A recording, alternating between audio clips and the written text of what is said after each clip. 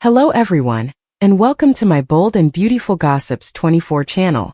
I hope everyone is having a wonderful day. Before we begin, please hit the subscribe button and give this video a thumbs up.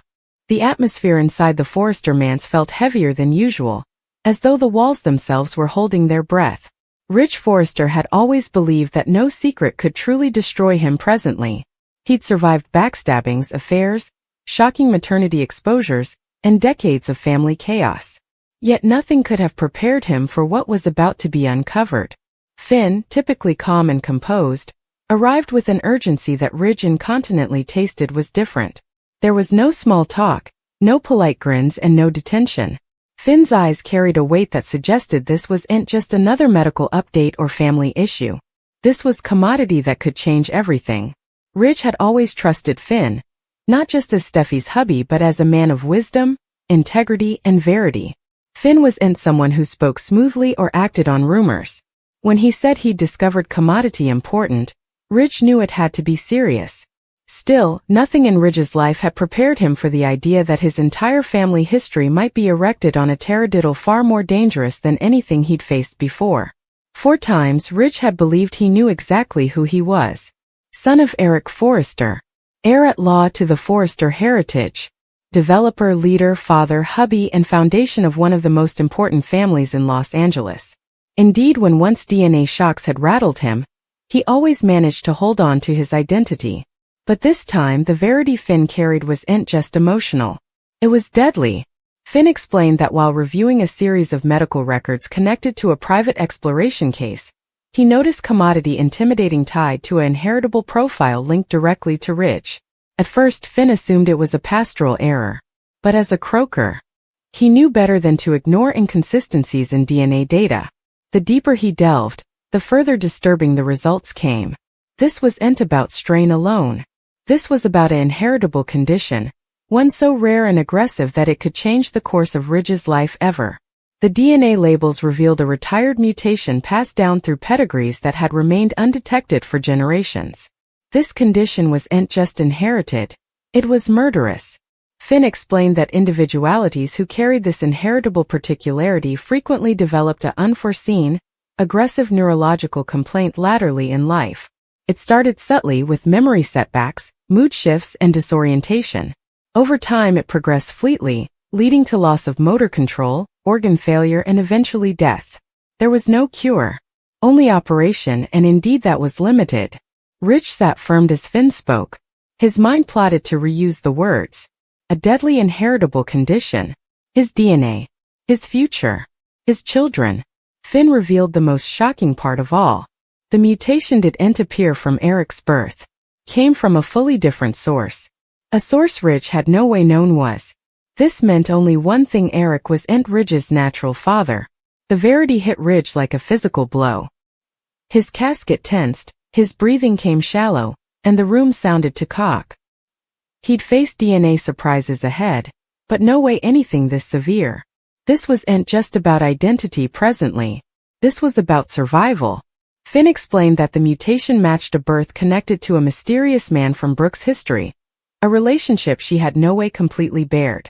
A man who had failed under suspicious circumstances times agone. After developing the same neurological condition, his death had been classified as natural, but medical records now told a different story. Ridge's wrathfulness wasn't immediate. It was shock that came first. Also confusion. Also a deep paining treason. He allowed. Of Brooke. The woman he'd loved, lost, and loved again more times than he could count. He'd forgiven her for numerous effects, but this was commodity additional entirely. This secret wasn't just about an affair. It was about his life, his health, and his children's future. When Ridge brazened Brooke, her face told the story before her words ever could. The color drained from her cheeks, and her confident posture collapsed into commodity, fragile and fearful. She tried to explain, her voice pulsing as she admitted that she had formerly been involved with a man who wasn't Eric. At the time, she had believed the timing made Eric the father. She no way imagined the verity could be so dangerous. Brooke confessed that the man had shown early signs of illness, but no bone. Had understood what it was back also.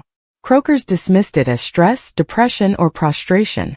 When he failed suddenly, She buried the history and concentrated on erecting a future with Eric and Ridge. But the once no way truly stays buried. Ridge's response wasn't explosive. It was quiet, controlled, and far more intimidating. He didn't roar or charge. He simply walked down, his mind contending with questions he no way wanted to ask. Who am I? What's inside my body? What will be to my children?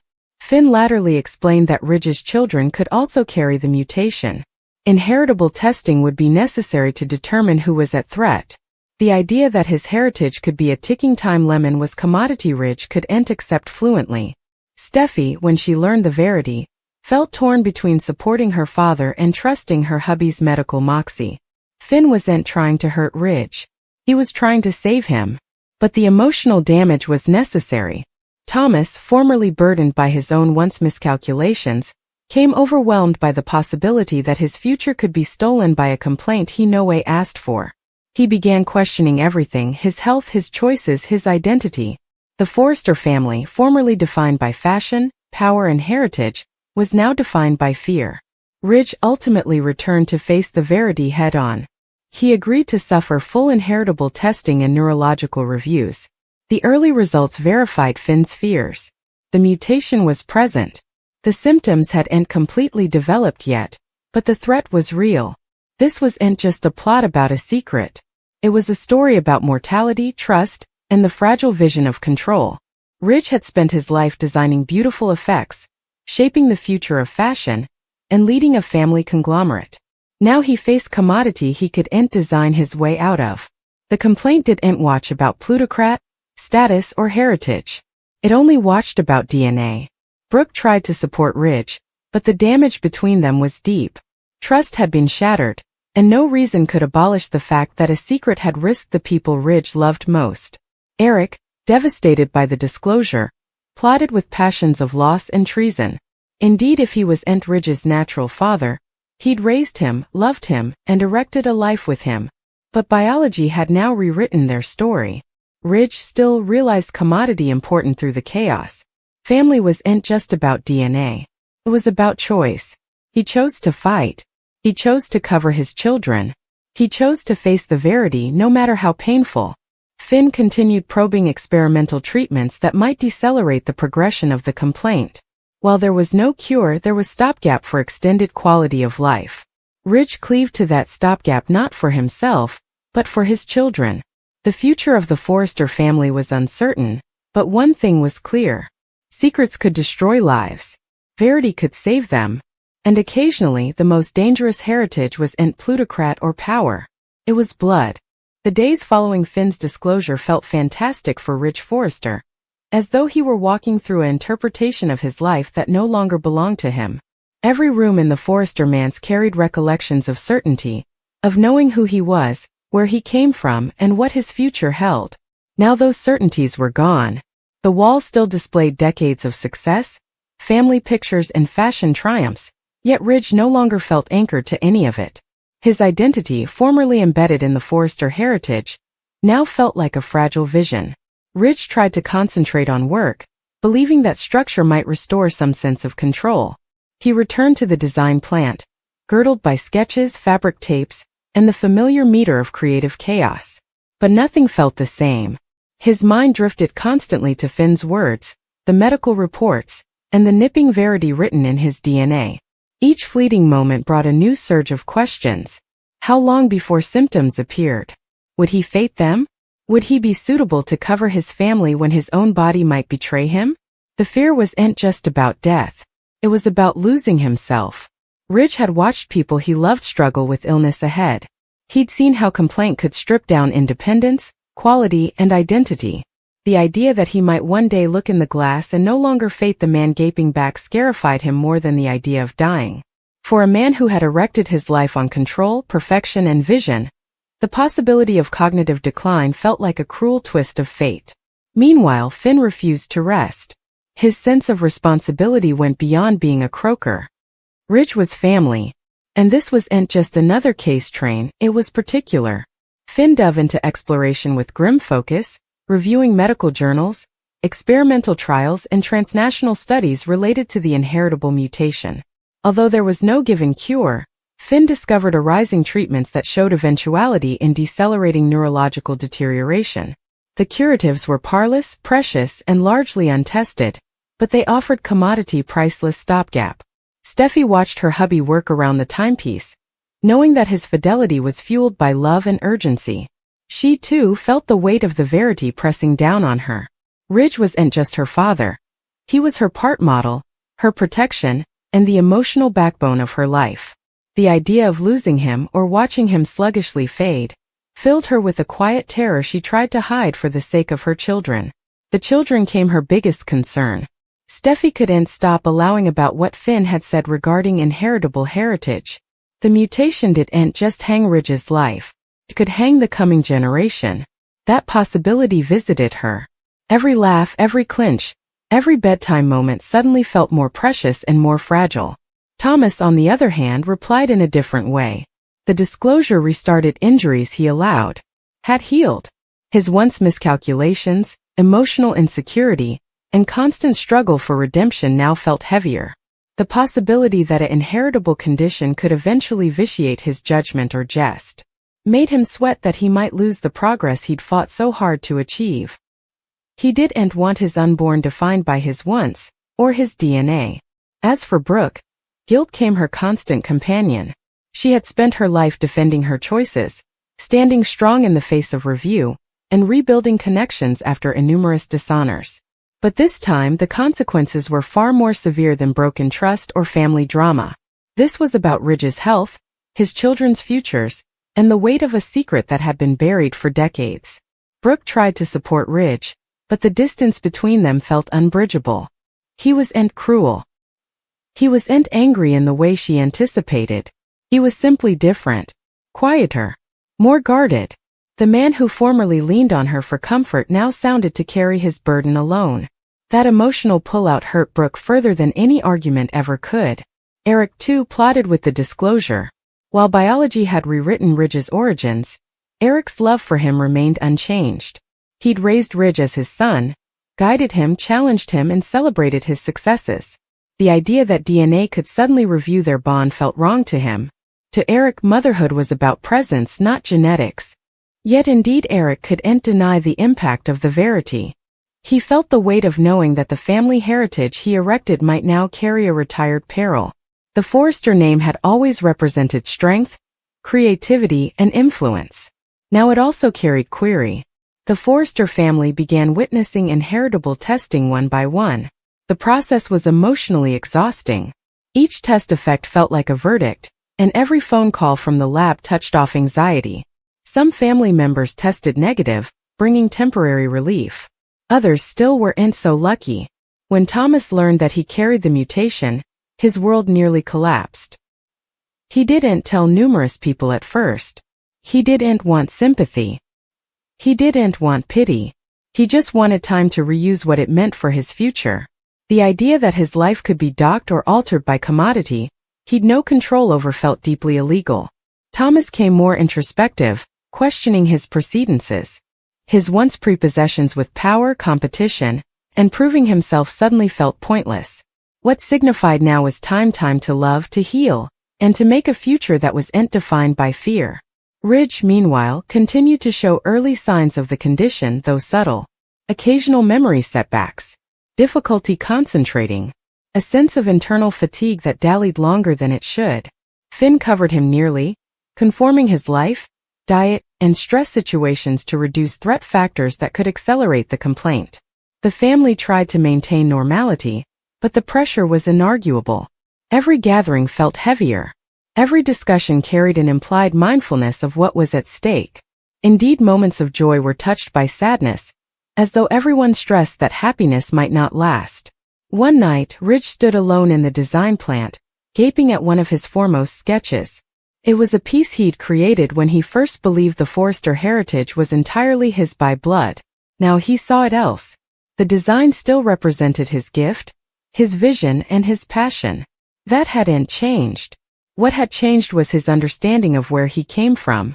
For the first time, Ridge considered the man whose DNA he carried. A man he'd no way known. A man whose life had ended still and mysteriously. a man who had intentionally passed down a deadly inheritable particularity. Ridge didn't feel wrathfulness toward him, only curiosity and a strange sense of connection. He realized commodity important in that moment.